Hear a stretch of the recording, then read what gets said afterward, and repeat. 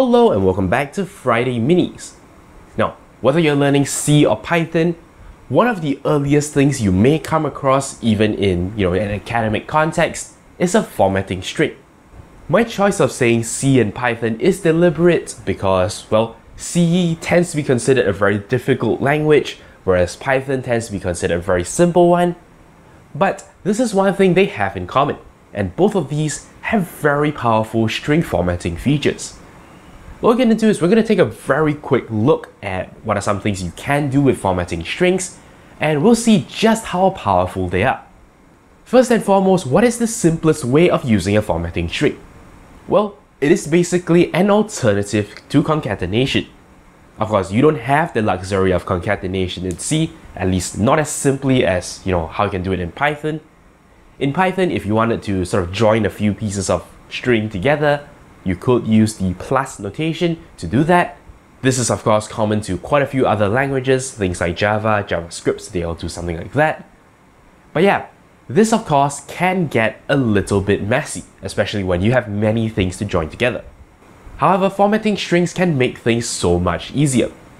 So to produce this output with the number actually coming from a variable, you could simply use a formatting string like this.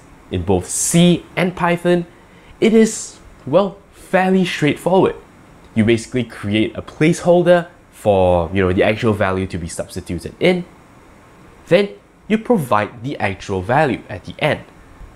Even if you have multiple values, this can be done very easily and very intuitively without having to actually end the string, perform some kind of concatenation to bring everything together.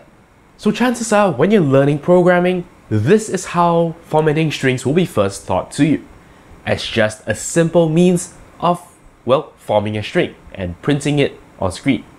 However, as it turns out, there is so much more you can do with a formatting string. For example, what would you do if you wanted to, show a rounded off version of the number? Well, to do that, and if your goal is to not affect the original, you are going to have to take the number, duplicate it out to a new variable, and then do some if statements or math on it to round it off. Then you want to print that version of the variable, so it's quite a few steps. However, with a formatting string, you can do it in just a single line. By specifying a format like so, you can actually define a way of visually changing up the value without affecting the original value and sort of repackaging it so it appears prettier. You can do this for things like rounding off, you can do this for representing a decimal number as a percentage. There's a lot you can do with this. Another feature you may find very powerful is the ability to add spaces around text, or basically any form of information at all. This number basically says how many spaces you want to reserve for this piece of text. This allows you to draw very pretty tables, even when you have, data that is at very different lengths. Your programming language will figure out how many spaces to add for you so that the spacing appears correct. Imagine having to do this yourself. You're going to have to get the length of the text, do some math to find out how many spaces they are supposed to be, generate those, and loop through your items one by one. So it's far from ideal. But when you have a formatting statement, everything is so pretty. It's just one line.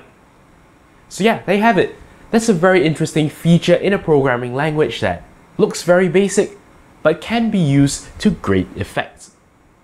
That's all there is for this Friday Minis episode on formatting strings. I hope you've gained some insight today, but until next time, you're watching 0612TV with NERDfirst.net. Thank you very much for watching. If you like my work and are feeling generous, you can shoot me a one-time donation on PayPal or sign up for a recurring one on Patreon. Of course, you can simply like, comment, and subscribe. You know the deal. For more videos, links to my channel and a related playlist are on screen. Thank you for your support.